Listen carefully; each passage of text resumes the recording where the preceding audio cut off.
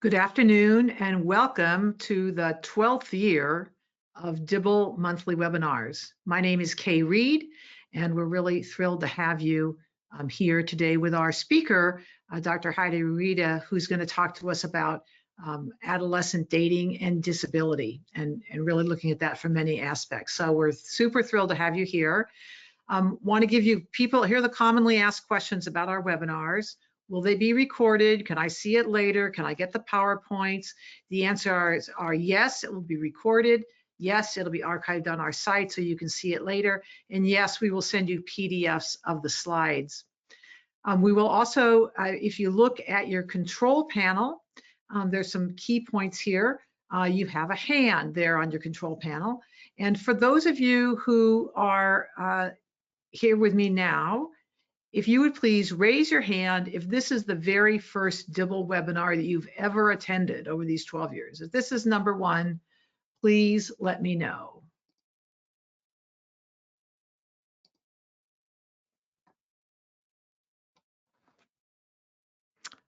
Answers are still coming in.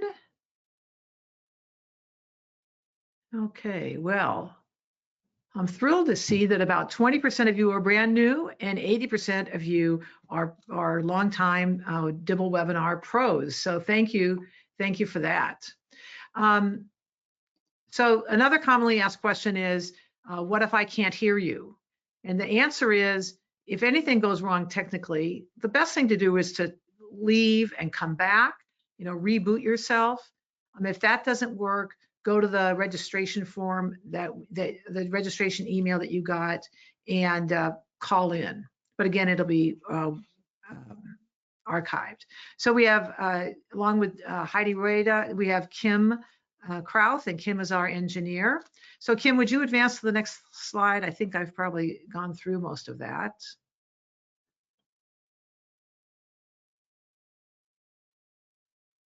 Right, if you can't hear the presentation, you found your hand. We have no handouts today, but there is a questions box. So if you have anything you want to say to me or to a question to ask to Heidi, please put it in there. This is not Zoom. We're the last people in the world to continue to use GoToWebinar, and we have various reasons for doing that, but we will be the only ones who can see your questions or comments. So feel free to send those along. All righty, a little bit about DIBBLE. We were founded by the Dibbles, Charlie and Helen Dibble, who saw that young people were lacking confidence in creating long-lasting, healthy, connected relationships and marriages. And they saw that the impact of unhealthy relationships and unstable relationships had in young friends' lives. I put this slide up not only because Charlie was my mentor, but just to say, there's nobody else behind the screen. We're in the next slide. We're a national independent nonprofit organization that serves that reaches a lot of young people around the country. Now, the Dibble Institute is not a direct service organization. Thankfully and gratefully, we have lots of great clients who take our materials using a variety of funding streams to reach last year over 126,000 youth. And what's so interesting to me is when you pull this healthy relationship skills lever, you pull so many other levers in a young person's life. We see outcomes in terms of sexual activity, in terms of violence, in terms of mental health. We're now seeing people using our materials with substance use prevention, with opioid funds. I mean, it's very interesting how many places and spaces you can use relationships materials in. And I'm sure I'm going to be happy to learn from all of you on this webinar as you start to use our materials and go forward. Next slide, please, Kim. So we have a niche mission. Our mission is to empower young people with the skills and knowledge they need to successfully navigate their intimate relationships. And as I was saying before, when you do that, you impact not only their current intimate relationships, should they have them, their future ones, but also all kinds of relationships, friendships, family relationships, work relationships. It's quite an impactful approach to improving outcomes for young people. And we live by certain values. Kim, if you'd show those, please. Our first value is we're huge fans of research. I'm coming to you from Berkeley, California, and I'm right next to UC Berkeley, and I'm a big fan of research. So when we see research change, when the outcomes change, we change our materials. And we just did a big revamp 2 years ago, and so all the data we have in our materials is really up to date, and it gives you confidence that what you're presenting is the best of what we know. And might it change in the future? Absolutely. That's how science works. We keep learning. Yeah, the other day at the eclipse, I'm sure they learned new things about the corona. So we just all the time are learning new things. Okay, next slide. We're huge fans of safe, stable, and nurturing families because we know that's the best place for young people to be raised. We're less concerned with the legal form of that. I mean, I'm also personally a big fan of marriage when it's done well and it's healthy and happy and stable. But there's tons and tons of single parents, of intergenerational families that are creating that safe, stable, and nurturing space for young people to thrive. And so that's really our goal, is to create the best place for young people to be raised to maximize their potential. And finally, we believe that relationship education is for everyone. And today we'll hear how it's important for people who have disabilities, either mental or physical. But regardless of your age, regardless of your marital status, regardless of your ethnic or racial background, relationship education is something that we all can benefit from. So I'm a big fan and highly recommend it. All righty, on to the next slide, please.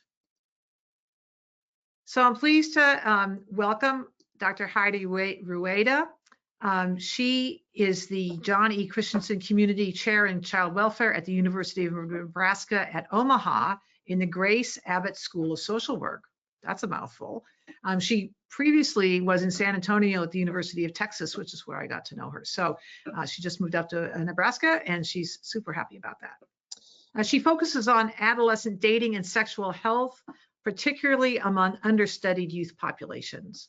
And her current projects focus on understanding the needs of parents in providing sexual health education to their youth with intellectual and developmental disabilities, as well as a formative evaluation of a theater-based dating violence prevention for Latinx youth populations. She has so many things she can do well. Heidi, welcome to the DIBEL webinar. Thank you for having me. I'm very excited to be here. This is my second DIBEL webinar, and I just love the reach.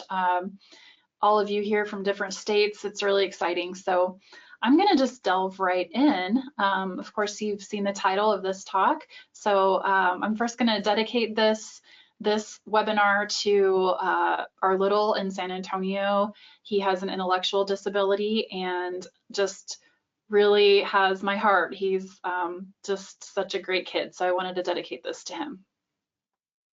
Next slide. So there are many different types of disabilities, and definitions can vary, but they include physical, intellectual, mental, emotional, developmental, and or behavioral. In my research with social workers, some of them even included trauma in their definition. So given that disability can be defined in so many ways and also includes invisible disabilities, for example, I have been recovering for the last 11 years now from chronic fatigue syndrome, which is a largely invisible disability that I'm an advocate of research around and good practices around healing. But prevalence rates also vary then according to which type of disability. You can go ahead and advance the slide. I have some prevalence rates just for us to consider. Having one or more disabilities is extremely common. So approximately 13% to 25% of youth ages 5 to 17 have one or more disabilities globally. So that's quite a few youth. The National Survey of Children's Health identified that 1 in 4 children ages 12 to 17 as having special health care needs in 2019. And adolescents have the highest prevalence of special health care needs, which in part reflects late diagnosis. So prevalence rates have been increasing in diagnoses of youth with disabilities, largely reflecting improved assessment protocols. So we're better able to assess various types of disabilities. 17% of children ages 12 to 17 have 2 or 3 chronic conditions, and 10% have 4 or more chronic conditions. So I just wanted to point that out before we get started talking about disabilities, that it's extremely common, often unseen, although of course some types of disabilities are more obvious, but there's also a lot of comorbidity. And so this webinar, I'm not going to have time or the bandwidth to delve into various types of disabilities very specifically, but I do sort of give a nod to different types of disabilities, especially as they emerge from my research, and hopefully stimulate further interest and resources. I do have a resource list for you all as well around how we can support people with a range of disabilities with regard to their intimate and sexual lives. So if you want to go ahead and advance the slide, please. So first off, I want to just say that romantic and sexual relationships are just as common with among people with disabilities. The dating lives of people with disabilities have been popularized recently by TV shows such as Love on the Spectrum and Atypical. So I'm glad to see more attention being paid to the dating lives of youth with disabilities. And there are some challenges that can make it important for us to understand how to support these youth. So we're going to be talking about helping our young people to lead satisfying lives of healthy, safe connection. We know that forming a secure, intimate partnership is healthy for both adolescents and young adults, and adults as well, of course. And we also know that that experiences can be unique, particularly among youth with a variety of disabilities. So throughout today's webinar, I want to help us understand both risks and assets to teens with disabilities, dating and sexual lives, as well as provide us with some practical ways to work with teens. Much of this is also applicable to young adults and adults. But before getting started with that, I want to talk a little bit about how people with disabilities have been excluded from these conversations. So for decades, people with disabilities have been physically segregated from others in separate classrooms, schools, and in some cases, institutional living facilities. However, a topic that is given less attention is their sexual segregation and lack of sexual citizenship, which is defined as belonging or acceptance in wider society. For example, there have been laws preventing marriage among people with intellectual disabilities. There was a mass sexual sterilization of 60,000 people with disabilities in the US during the eugenics movement in the early 1900s. So although there has been progress over the years to address public and educational inclusion and accommodations, intimate relationships and the sexual and dating lives of people with disabilities is still often viewed as less acceptable, unsafe, inappropriate, or that people with disabilities are asexual. On the contrary, research actually indicates that people with various disabilities have similar levels of experience and desire for intimate relationships as those without disabilities. However, their rights to obtain sexual health education, dating health education, is limited by both informal and formal policies and practices. So although we have the Americans with Disabilities Act of 1999, which mandates that individuals with disabilities not be discriminated against on the basis of disability in employment or public accommodations, and we also have the Individuals with Disabilities Act, Education Act, of 2004, which further requires that education be adapted to meet the needs of individuals with disabilities. We still see that students with disabilities are less likely to receive any or adapted dating and sexual health education in schools in particular. And I have a quote here. I'm going to have quotes throughout from some of my study participants. Okay. We'll let you read that, and then you can advance to the next slide, please. Okay. So how can we begin to advocate for the sexual inclusion of youth with disabilities? So here I'm just going to briefly describe what's called the social model of disability. And this model basically recognizes that the world we live in was designed for able-bodied persons, and historically has excluded or marginalized those with disabilities. Within this model, disability is seen as an element of diversity rather than pathology. This model recognizes that often people are only as disabled as the social and physical environment make them, and that disability results in part from societally stigmatizing environments that are non-accessible or non-accommodating to an individual. So supports for people with disabilities should focus on both individual but also society, social and physical structures that enhance the inclusion of people in all life opportunities. So for example, gynecology offices should offer pamphlets in Braille so as not to exclude blind individuals from important sexual health information. So basically this model recognizes that societies and responses to individuals within them have been developed from norms that in effect often serve to exclude people with impairments and create obstacles to their healthy sexual expression. Okay, next slide, please. Okay, so evoking this social model of disabilities, I'm going to be referring to this study here and there throughout, so I wanted to describe it a little bit. 2 colleagues and I responded to this need for more research and social work practice recommendations with regard to this topic. And we conducted a large qualitative study across 3 states. So essentially, we did 42 in-depth interviews with social workers from Nevada, Arizona, and Texas. These were all social workers who indicated that they served people with disabilities across the lifespan, and we ended up dividing those who served children and youth with disabilities and have written papers on those specific samples, and that's what I'll be focusing on today, although this book does go into more of the lifespan experiences, including adults and older adults. We also interviewed 8 young adults about their sexuality and dating lives. And intellectual and developmental disorders were the most commonly discussed. So I speak more about those in today's webinar, just given my research experience in that area. I will say up front that we broadly asked about disability and sexuality, defining sexuality to include the need for relationships, the importance of self-esteem, socialization, privacy, safety, as well as physical maturation, hygiene, learning about one's body and anatomy. So this broad definition of disability was included in our questioning route to social workers. Okay, next slide, please. You'll have to forgive me if I'm huffing and puffing a bit. I'm in my 3rd trimester of pregnancy, so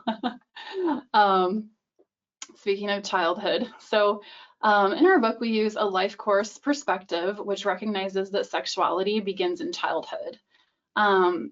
So basically, social workers who adopt this more comprehensive view of sexuality, which is inclusive of relationships and the relational aspect of sexuality. First, it's important to learn about what's normative versus atypical in terms of sexual behaviors, according to the developmental stage of youth, and how those may coincide with disability factors. So there's a great article by Nancy Kellogg entitled Sexual Behaviors in Children, Evaluation and Management, which is a little bit hard to access because it's through like a university library. It's a peer-reviewed journal article.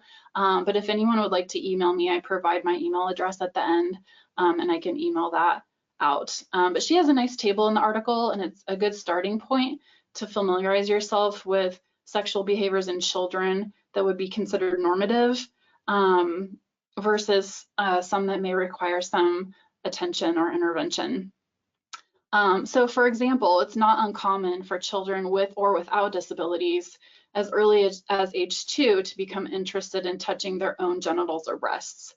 Although some children with intellectual or developmental disabilities, for example, those on the autism spectrum, may have difficulty expressing sexual thoughts and feelings as they develop in a socially acceptable manner. So for example, they may touch a teacher's breast or their own genitals in public.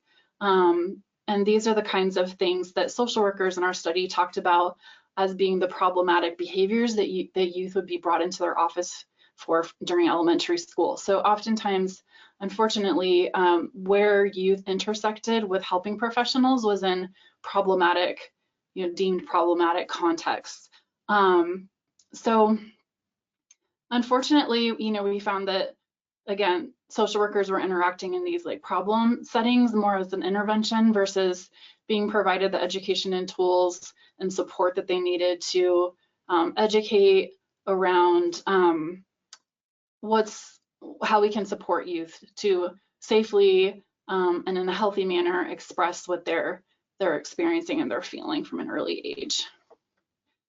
Okay, next slide, please.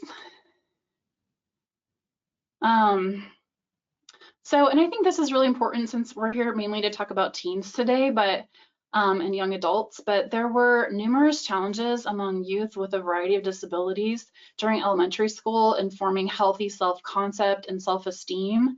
Some related directly to impairments or disability, for example, resulting in bullying, social exclusion, victimization by peers.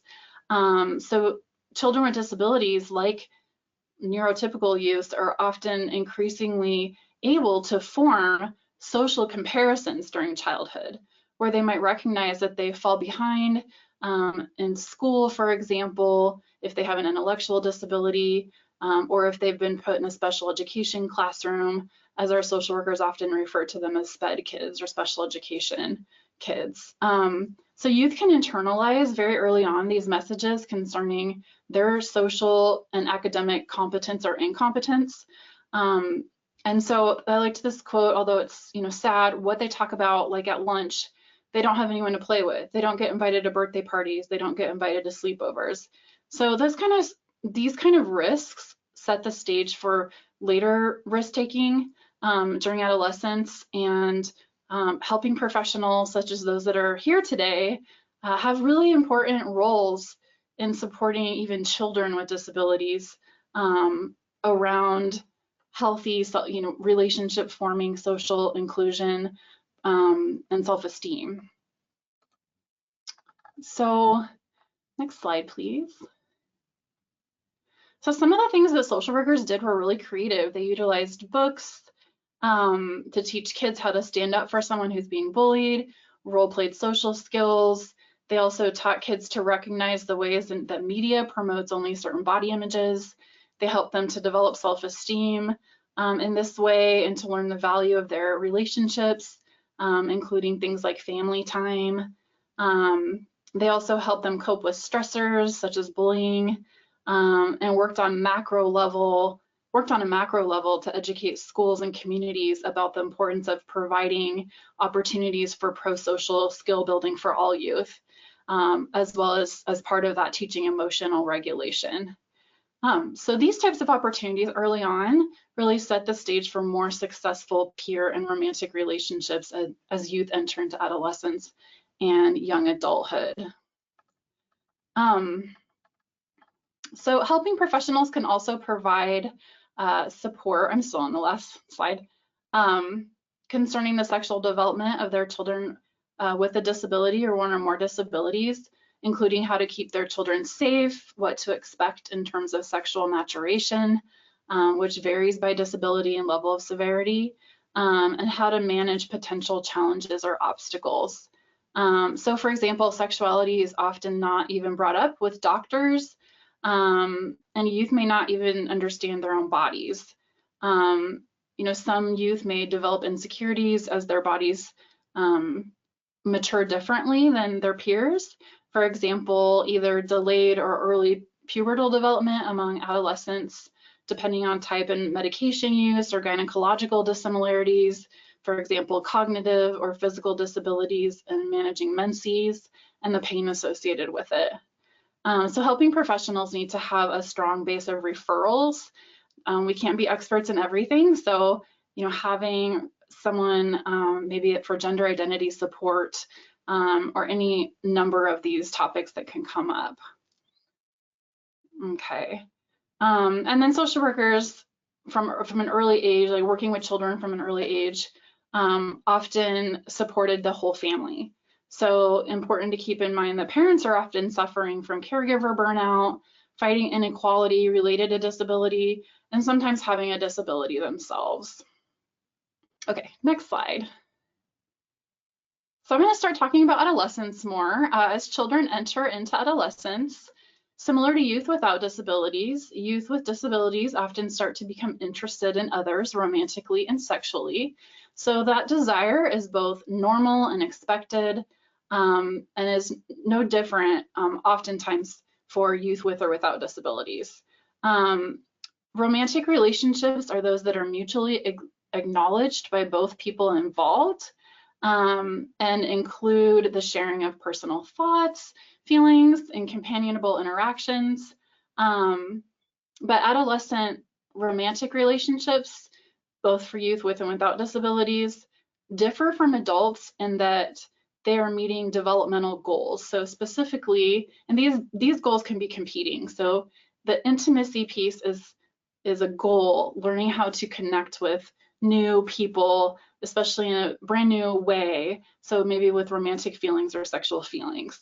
But then at the same time, developing their identity. So that can mean trying on different roles, finding out who I like, why I like them.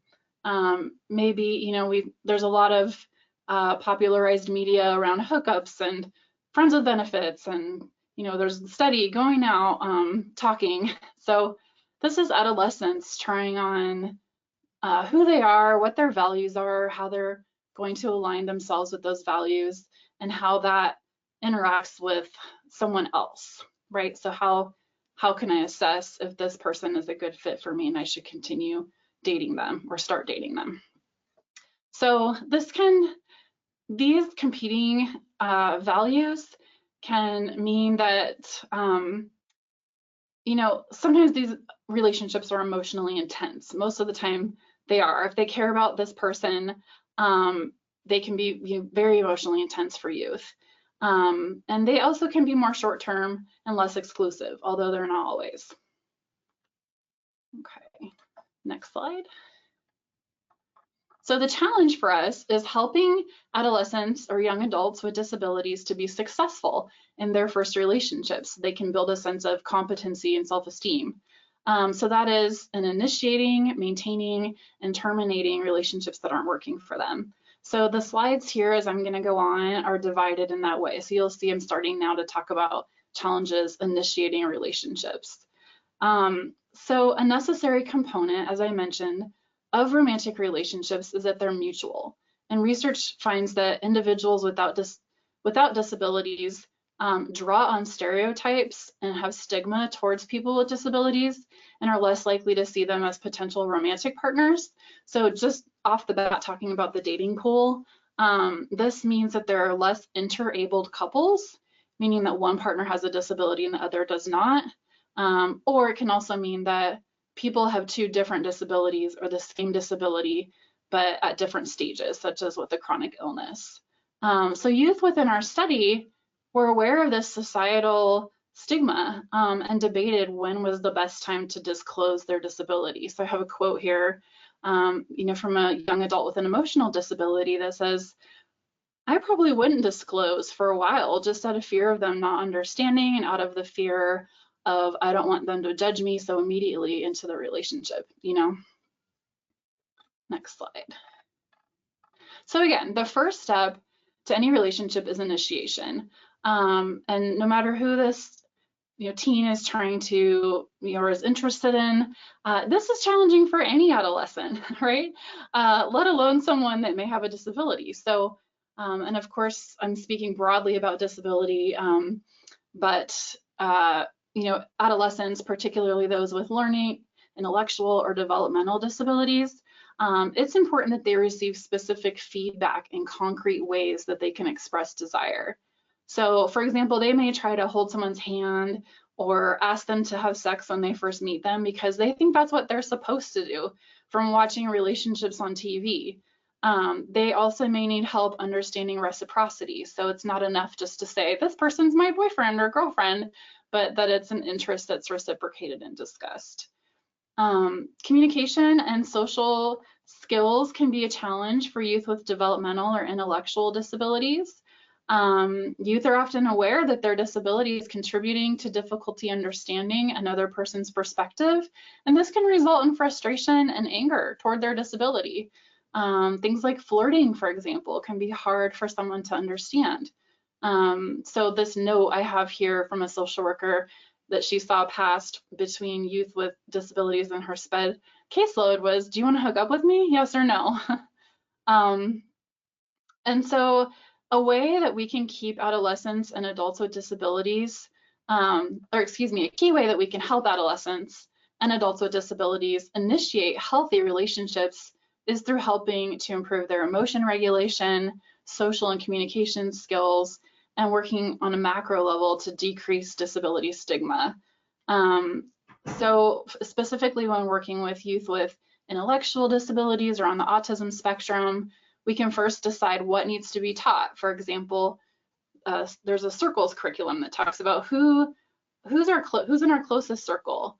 Then outside of that, who are our family? Who's outside of that? Our friends. Who are our friends?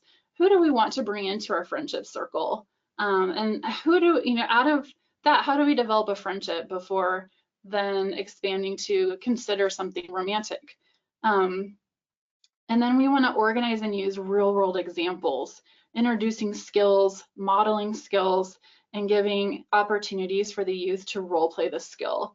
And we want to give them, again, concrete feedback on specific ways to express it, that it's appropriate to express desire.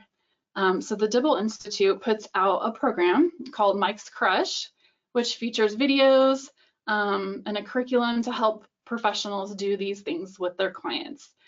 So if you want to advance to the next slide. I don't show the video just for the sake of time today, but it will be linked with your resources if you want to check out more, including a trailer about that kind of displays one of the sample lessons. Okay. So as I talked about, youth with or without disabilities often have romantic feelings or sexual feelings, and the difference between those with and without certain disabilities is how those desires are expressed or experienced. For example, young adults in our study ranged from crying happy tears during their first sexual experience to having any kind of touch, this is the quote, scare the bejesus out of me. So having difficulty with touch due to high sensory stimulatory overload is common, especially among youth with autism or sensory processing disorders. On the other hand, one young adult in our study who had schizophrenia spoke of his experience of intimate touch, explaining, you want more and you crave more. So a critical aspect of working with youth is helping them to understand the distinction between sex or sexual behaviors and intimacy. Some may know that they want a relationship, or they may or may not know that, but they have a sexual interest. Others may want just a connection, a romantic type of connection with no interest for any type of sexual behavior. And we can teach them too to think that through. What are things that they want to do eventually in a relationship with someone that they're connected to? How does that align with maybe their family's values, what they value? So these are conversations that, just like with any youth, we'd want to have with youth with disabilities to the extent that they're able to have those conversations. So, another social worker in our study described that some clients with intellectual disabilities or those with social communication deficits, such as youth on the autism spectrum, would engage in exhibitionism or masturbation in front of someone else, or would come on too strong rather than getting to know the person and having intimate behaviors that then, naturally progress. So this high school social worker talks about within a marital context, you can't just ask your wife, hey, can we have sex? There needs to be like intimacy. And also, this is a great opportunity to talk to youth, to explain and have role plays and things around discussing likes and dislikes, spending time together, doing things that they both enjoy, getting to know one another as friends, and separating that from maybe media messages that popularize hooking up or things along that nature. So, you know, and difficulties with knowing how to do this, achieve intimacy within a romantic relationship can occur because maybe you haven't had good role models to understand what a healthy relationship looks like, or they've learned about sexuality, for example, from pornography or media. So to kind of conclude on this slide, some youth with disabilities really long for a trusting connection to experience sexual intimacy. It's not uncommon, for example, for youth with disabilities to think more about marriage than other youth. And that's for a number of reasons, but one of those reasons is, you know, this is a very vulnerable, you know, to be sexual in a relationship is a very vulnerable thing for anyone, but particularly for youth with disabilities who are learning about their own bodies and have very little support often in terms of sexual health education, dating health education. So I'm going to talk a little bit more about family and child rearing. If you want to go to the next slide. So research suggests that youth of various disability types are less likely to complete their secondary education and more likely to see themselves as family-oriented rather than career-oriented. Among youth and adults with disabilities, commitment and family orientation may hold special meaning and may also be a way to combat societal stigma. So communities may believe that people with disabilities lack the necessary qualities to make successful marriage partners. There are some antiquated beliefs still around disability, you know, related to bad family spirits, bringing misfortune. For example, a 2021 study in Ethiopia found that most youth with disabilities would not enter into a romantic or sexual relationship with someone with a disability because they feared what their family would think. And so societal stigma contributes to lower marriage rates among people with disabilities. Some also don't get married because of a potential loss of SSI, Medicaid benefits when combined incomes make them then ineligible to receive those programs anymore. So many of us on this webinar are in key positions to advocate for policy changes that would consider people with disabilities, their desires to get married without losing healthcare benefits, for example.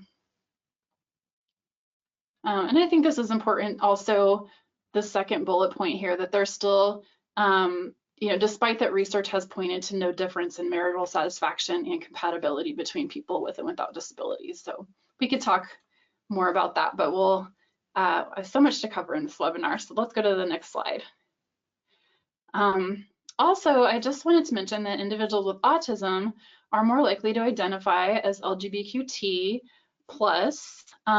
There's a recent study of over 2,000 autistic individuals who were anonymously surveyed, and rates were higher than in the general population. They also found that most had engaged in sexual activity. There was no difference with regard to those with and without autism, with regard to around the first age of intercourse, or whether or not they had contracted a sexually transmitted infection. But as a minority within a minority, these youth may encounter enhanced prejudice and stigma, particularly in service outlets, so in the areas that they could otherwise be served around dating and sexual health. Okay, next slide. In our study, social workers discussed how physical disabilities limited adolescents' opportunities to experience sexual activity, even though these youth were equally likely to desire intimate relationships. I have a quote here, you know, physical disabilities are so impairing. I know one student in particular who is almost blind and deaf and in a wheelchair. He is the most charming kid around and wants a relationship. He had a friend of a family who he fell in love with, and they moved to Las Vegas. They never had a relationship, but in his mind, they had a relationship. We had some social workers say that parents would solicit people to have sexual experiences with their kids with physical disabilities, as controversial as that is, and just you know, sharing some of the lengths that parents would go to out of concern for their child not having experiences. So, it can be helpful for families and youth to understand that typically sexual experiences are possible with accommodations. But then, of course, to think through when is, like right now I'm doing a study with parents, I think as Kay mentioned, of youth with disabilities, and they talk a lot too about like readiness, and just those first initiating stages. So first being friends, forming a relationship, creating intimacy, and that, just that progression to, do we want to get married? Do we want to have a committed partnership? Is interacting in a sexual way something that we both want? And how could that look? And so just helping youth to understand the progression, and for families to have a key role, if possible, in helping you to understand values and how these contexts can be the most healthy and safe, right? Okay, so let's keep moving forward. So even though we're advocating for family involvement, we want youth to have autonomy in thinking about their own dating and sexuality. A big challenge is that oftentimes it's restricted, right, by sometimes by family members, which we'll talk about more. Can be also, that's supposed to say parents, program staff. So it's hard for youth with disabilities to figure out how to spend time with a romantic partner. They have to exist within the rules and regulations of society, structural barriers in school settings, rule setting by parents, and family members often feel a strong sense of protection over a child with a disability, which is warranted given their higher likelihood of being bullied and victimized by dating violence, to include sexual violence. Some youth are in institutions or residential foster homes, which puts further parameters around what is allowed. Adults may be in group homes, and staff are often not trained in providing opportunities for safe and healthy dating and sexual expression. And so, I just put this quote on here: "They will go and hook up on campus." This was, and I found a similar finding among youth in residential foster care, where staff would tell me that, these youth would be all taken to Walmart together, and then someone will have met online, someone else, and they meet up in the Walmart bathroom because they didn't have any privacy to meet anywhere else, and staff didn't allow them to date. So the question is, how can we help youth to explore their intimate selves within appropriate parameters? So that's going to really vary based on disability type, level of support, disability type, level of severity, and the level of support that they have. So for example, I'm working on a study right now where we're trying to figure out the best way to provide our community with these supports for parents and as well as for youth. So for example, we just had a large dance for youth with disabilities where parents were chaperoned and kind of let the youth do their thing, but they were in a safe place. They knew where they were and they were there. Some parents will go to the movies with their youth, sitting a few rows back. So, but parents need support in that, and it's hard for any parent to support healthy dating in adolescence or young adulthood, and then given challenges that coincide with various disabilities can be an extra hurdle. Next slide. So I mentioned that parents have a good reason to be concerned about dating victimization. Children with disabilities are almost 4 times more likely to experience violence. This review that I'm citing from included 17 studies, over 20,000 children with disabilities globally. Children with mental illness or intellectual impairments are among the most vulnerable, with 4.6 times the risk of sexual violence compared to their peers without a disability. And factors that put youth at risk include stigma, discrimination, ignorance about disability, lack of social support, and youth with communication challenges often are hampered in their ability to report abusive experiences. But we can talk to our youth and normalize and provide ways for youth to safely communicate incidences of victimization. So that should be part of any dating and sexual health curricula that we're reaching youth with. Next slide. And then sometimes youth in relationships have, depending on their disability, have misunderstandings, maybe assuming mutual sexual or relationship intentions, which complicate the development of relationships, and that's not unique necessarily to people with disabilities. Here's a quote from a youth serving social worker that said, "They're sexually active without really realizing or having a complete understanding of what that means, especially if they're easily led by social behavior. How simple would it be to say, everyone does this. It's what you do in your friends. Oh, let me touch you here." Curricula that model appropriate demonstrations of affection are important to teach healthy and appropriate ways to engage in romantic or sexual displays of affection. There could be legal ramifications associated with this.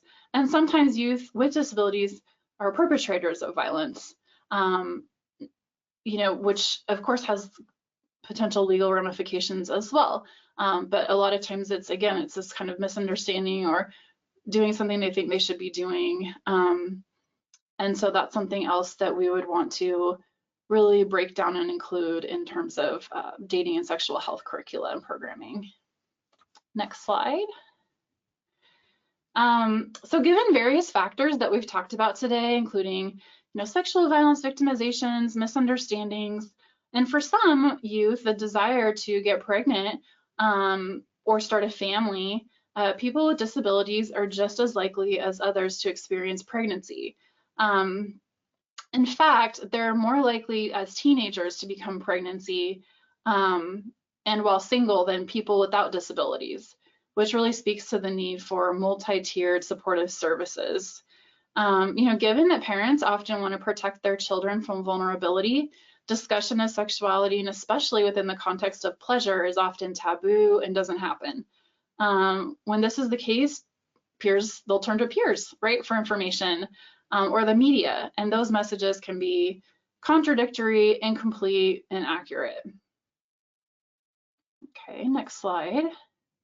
I really liked this because I think there's just so many assets to youth with disabilities that are under-researched, and the context as well around the advocates that parents are to their youth with disabilities, including young adults and adults, has just, in my recent study here in Omaha, talking to parents, it's just really been humbling. It just is amazing. And this is an example, this is a social worker quoting, "A mildly intellectually disabled girl says, 'My mom told me that if I was going to have sex, I needed to come to her and tell her, and then she would get me on birth control.' And I said, 'Well, would you actually do that?' And she goes, 'Oh, yeah. My mom would be really upset, and it would break her trust if, I started having sex and I didn't tell her.'" So I just want to give a nod to these families that are having those conversations and speak to how that can really be positively impactful. I'm going to breeze through this slide just for time, but basically in talking to young adults and getting their perspectives, they were talking about how their reproductive rights were commonly questioned, the worries that they have about supposedly burdening the world with or a child with a disability or transmitting their disability. And others have confidently reported the desire to bear children. So there's a lot of conversation we can unpack there, but professionals should, and examine their biases toward the reproductive rights of people with disabilities, and just help to inform both youth and really focusing on the family, the parents, and the supportive services around what is really feasible and ethical with regard to reproductive rights And I'm going to go to the next slide here and talk a little bit about, speaking of that, like youth who don't plan to, or, you know, isn't appropriate for teens, right, to have baby. We want to help youth with disabilities as well as without disabilities to really family plan in a way that makes sense to their own advancement as well, including education and career, being in a relationship with someone that can co-parent. But we know again that, you know, youth with disabilities have equally or higher rates of pregnancy. So what does contraceptive practice look like for them? Unfortunately, women with intellectual developmental disabilities are less likely to be provided with reversible or long-acting reversible contraception. That contraceptives are underutilized, and a big lack of training for medical professionals and stigma. So maybe they're not expected to utilize or seek contraceptives. Okay, next slide. And here, just wanting to recap on sexual and dating health. You know, oftentimes youth are left out of these educational settings when they do happen, or they may not understand what's taught. So it's, you know, it ends up oftentimes what I've seen in my research is that the responsibility to adapt and educate youth with disabilities around dating often is deferred from one professional to another. So it's, oh, you know, I taught a dating and sexual health class in high school, but the youth with disabilities were in their, you know, special classroom, but I've referred them to the nurse for something having to do with their period, you know, and then the nurse is like, well, okay, I do interact with them in, you know, some specific context around dating and sexual health, but just to provide the service, and really, you know, the parent should be doing that, or, you know, it's just kind of, they fall through the cracks, right? Or maybe the social worker they're referred to the social worker, but again, often for problematic behaviors, and social workers and counselors in schools have huge caseloads. And so it's just something that often youth don't get the services that they need and deserve. If you want to go to the next slide. So one thing I hope you'll take away from today is the need for disability-specific resources to encompass sexual and relationship health education, as well as prevent STIs, unintended or unwanted pregnancy, sexual assault. You know, parents want this type of sexual health and dating health information provided to their youth, but sometimes, you know, there's a lack of research on how that should look, and of course it looks different for every person, and it's going to vary depending on the disability type, the level of severity. So really, I think there needs to be more community outreach and programming designed for the family. That's something I'm working on in my current research here in Omaha, is how can we, you know, reach parents and think about how they want their youth to be taught and what's appropriate, and maybe they can opt out of certain lessons, that maybe they need to have a webinar themselves or group support, you know, something in the community that is more tailored and allows more exploration of individualized needs as well as support. Go to the next slide. Okay. So in summary of our discussion, you know, not having someone, on the contrary, to openly discuss, you know, bodily changes, romantic feelings, sexual feelings, presents a challenge for youth with disabilities. So when I worked in San Antonio, I was part of an online group for youth with autism, which paired people in the field of sexual and dating health, such as myself, with youth, just to have these open conversations. It was so rewarding to have a space for youth to ask questions, to talk about their relationships. Some didn't want to have relationships, but talked about how they were preparing for one. For example, one girl I remember, you know, saying she wanted to be the best girlfriend she could be when she did start dating. And so for her, that meant working on some of her habits, such as chewing with her mouth open or getting too angry. But I loved a quote from a girl in the study that I mentioned I personally believe it is what we were placed on this earth to do, to love and to be loved. Okay, next slide. So we've gone through initiating relationships and challenges with that, maintaining relationships, some challenges there, as well as a few assets that I was able to discuss a bit. So before we finish today, I want to just point out that, you know, youth with regard to terminating relationships when it's not working out, youth with disabilities are at a higher risk for experiencing emotional distress. It's already a very challenging thing for teens to do, to break up with a partner, to be broken up with. It's actually one of the predictors of depression, suicidality, and social workers in our study really talked about how breakups were one of the biggest threats to the emotional well-being of youth with disabilities, but that they worked with these youth to process this and it had meaningful outcomes. So a quote was, you know, I mean, I have an emotionally disabled girl who I've worked with her since her freshman year. This is her junior year, and it's so neat to see her development now. Hey, I just broke up with this guy. I don't need him anymore. A year ago, she would have been cutting herself. So just being aware of how important these relationships can be to youth and how emotionally impacting they are. I'm concluding with some practice tips. So if you want to go to the next slide, kind of in conclusion, you know, we want to teach specific concrete skills, especially for youth who need additional support with social and communication skills. We definitely want to teach youth about consent and boundary setting.